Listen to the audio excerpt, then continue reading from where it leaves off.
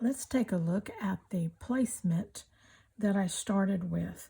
Nothing here is sewn.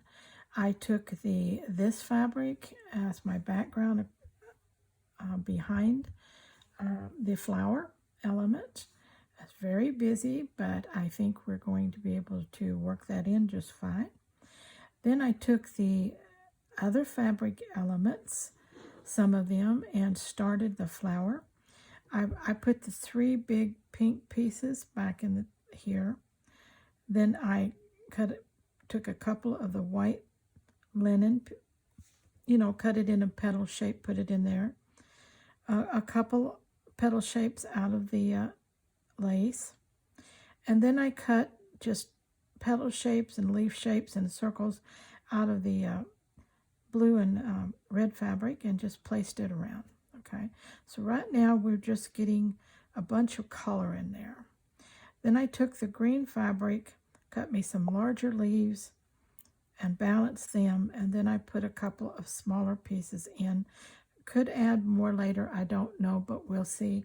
For right now, that's getting a little balanced feeling for me, and I'm liking that. Now, what I'm going to do from here, I'm not sure, but first of all, I am going to stitch quite a bit of this so I can get things stabilized and these pins out of here so that I can start doing a little more detailing and be able to see what I'm doing. So this is where I'm beginning. Let me bring you down so you can see the layout really well of this flower. Now, yours doesn't have to be like this, but if you want a beginning, if you want a little structure or a little guide to go with, this would probably be good. The square is about an 8.5 by 8.5, and so you need to get your flower elements big enough to make a statement on that big of a square. Okay, all right. You don't have to use a busy background like I have. You can use a solid, whatever it is you want to do.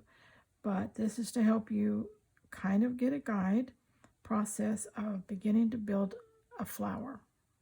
All right. Let's continue on here. As you can see, I have done some stitching. Let me bring you down so you can see this better.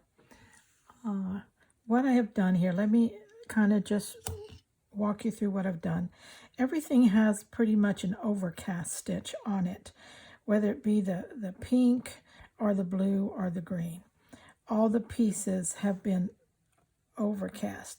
Now, I haven't done every single one. There's a couple in here yet I have to go back to do. But I wanted to stop and show you this, how I took my thread and I ran it under the overcast stitching, and that made me kind of like an outline, and you can see how it makes the petal stand out more. This one I haven't done yet, so it's not as prevalent as those are. Okay, now I did a little leaf stitch right up here through in the pink and over here with the green. I think I'm going to leave these green pieces alone. They're pretty just like they are. They're not huge. They don't need a lot of extra stitching on them. But now I do want to work in a little more texture, and I'm thinking about using little pieces of my of lace, just little dabs of stuff that I've got here. I'm thinking that might be pretty if I used it around in different places, just to add some texture in there like that. Here's a big long piece that might look nice up through here since I don't have any stitching in there. And here's another little piece I have. Maybe we could maybe something like that. I think that adds another layer of texture and interest. Okay, and keeps building on this flower effect, which I just love the multiple layers. Don't know what else. I have some little pieces of this fabric and also a green. Let me see, where's that? And I'm thinking that, you know, if I can find a place to incorporate that, which it might be around the center when I decide on what the center is going to be. But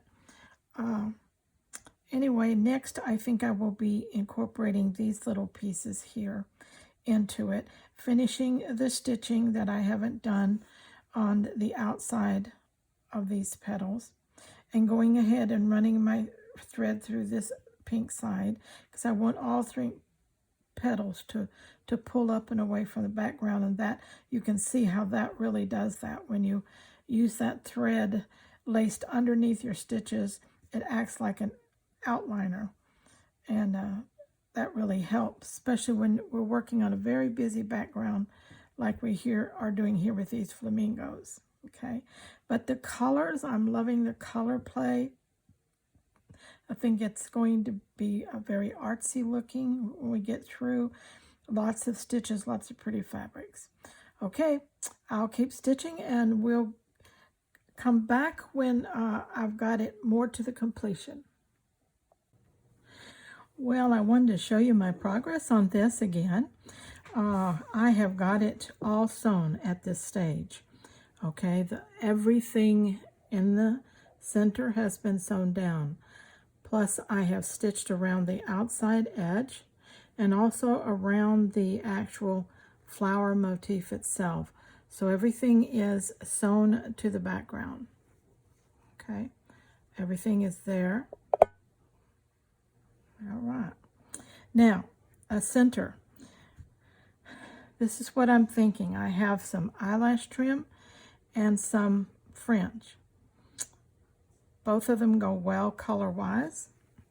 So I'm thinking if I just manipulate this fringe a little bit, maybe I can circle it up a little bit so that maybe the little tassels can make them go different ways like that. And I can tightly wind this around my finger. Take the end and tuck it up through the middle if I can. Something like that. Put it on the edge. Let's see what that looks like once it's pinned down.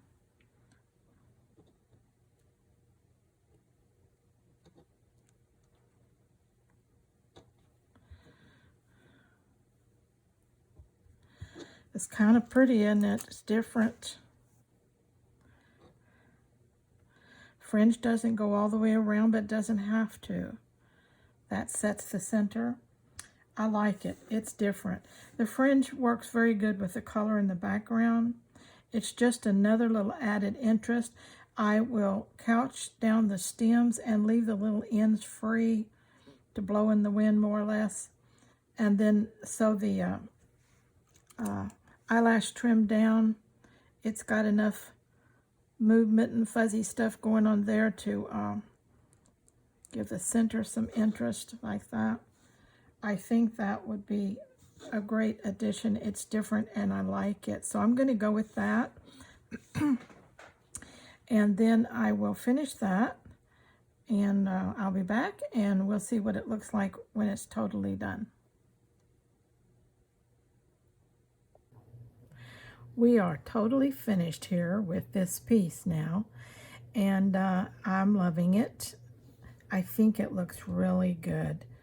I got all this down.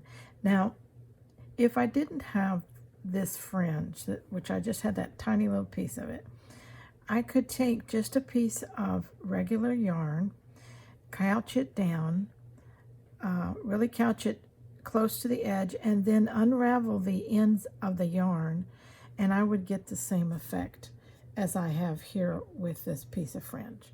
So any piece of yarn that's couched down and then unraveled at the end, fluff it up, you know, work it till it just looks like that, would work perfectly well in there as well in the center. Okay, now I think I forgot to talk about that I added these little blue pieces and last time, and they just kind of help it the pink pop out a little bit more too, and they play good with the colors in the background. All right, so what do you think? I think it's really pretty. I think it's finished.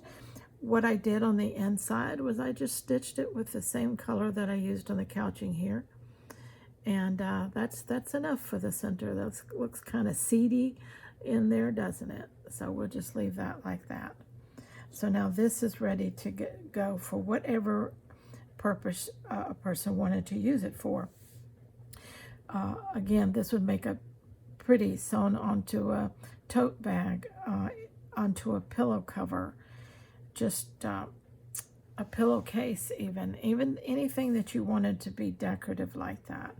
Now, I am personally going to turn this into a wall hanging and put it on my Etsy shop, but you can do whatever you like with yours, and let me know what some of your ideas are, how you might make one of your own and what you plan to use it for.